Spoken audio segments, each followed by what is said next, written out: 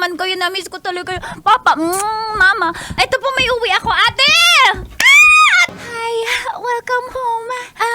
Ang sarap naman yung pizza pero bawal yun kila mama at papa. Strict ako sa kanila dito, tas mag-uwi ka ng pizza. Anak naman, ngayon lang tayo makakain ng ganyang pizza eh. Ate naman, ang Multicab pizza! Ang sarap niyan! Ang laki-laki ng pizza niya, parang multicab. Kaya pala, multicab pizza. Ah? Anong biyahe ng multicab pizza? Hindi, mas maliit yung yellow cab eh. Ito multicab. Basic, anak. Ang galing mo talaga, papa. Papa naman eh. Papa, bawal yan. Anak, gusto ko yung pepperoni na yan. Na pizza. Na multicab pizza. Patikimin mo naman ako. Ano bang flavor yan? May bilog-bilog na? Pepperoni yan?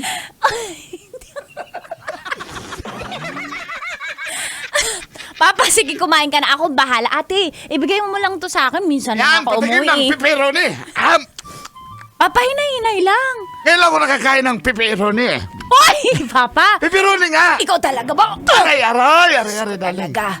Ay. Ay, nako, salamat sa uwi mo. Pero sana naman, dalas-dalasan mo naman ang uwi dito at ang ate mo napaka-stricto sa diet namin. Ay, syempre, mama! Ay, mali. Ay, syempre, mama, no?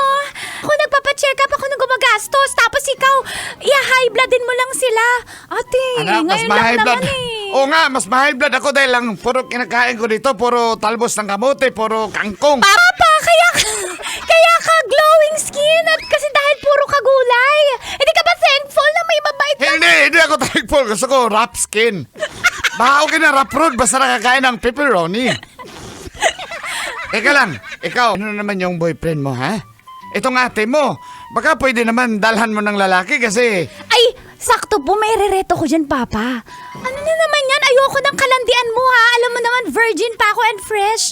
Ayoko nang nireretuhan mo ko ng mga kaano mo dyan, ka-fling mo lang dyan. Saan mo naman na namimit yan? Sa Telegram na naman. Oy, bakit mo alam, ate? Oh. Papa, alam mo ba yung Telegram? Binura ko na! Gusto ko yung nag-church na lalaki at saka yung may fear of God at saka yung mahilig sa Bible verses. Gusto ko yung ganun. Parang ako, Ephesians 1, Oh, verse 3. sige Papa, go! Yung pinapractice natin ni Mama. Assignment na lang, nakakain mo na ako ng pepperoni, ha? Ay, Diba, darling? John 3:16, alam mo yon, for God. For God. Oh, Genesis 1:1 na lang, mabilis. In the beginning, in the beningging. In the biningging? Tama ba? Tinuturuan mo ko ng mali, darling. Huwag mo akong ganyanin, darling, ha? Papa, eto na, ipapakita ko na. Guys, ready na kayo? Ate, excited na ang pangalan? Michael? Oo, Michael. Ito ba sa mga Michael loyal, diba? Sige, pakita mo na. Ito. Iyan po. Teka, nagkakamali ba ako ng tingin? Michael? Oh, anong problema? Bakit ka natigilan dyan? Kung hindi ako nagkakamali, naku, college phobo ko tong si Michael. Oh my God. Oh my God. Anak, di ba gwapo anak? Parang ako. Mana sa akin yung lalaki yun, gwapo din eh. Kaya nga, Papa, swerte ko talaga. Tsaka maka-Diyos pa, di ba? Maka-Diyos? Anak, may iniisip ka ba? Okay ba yung boyfriend ng ate mo? Di, pinag-pray ko lang po, Papa. Pinag-pray ko lang. Ano, guling-guling talaga ng anak ko. Nagpe-pray ka na. Kailangan ba natuto mag-pray? Papa, grabe ka naman kahit ano, marami akong lalaki. Nagpe-pray naman.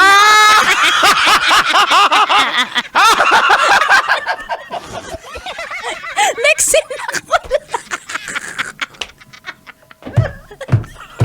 Ang galing mo na, anak. Napaka-joker mo na, anak. Grabe. Nag-improve talaga ang iyong comedy, ha?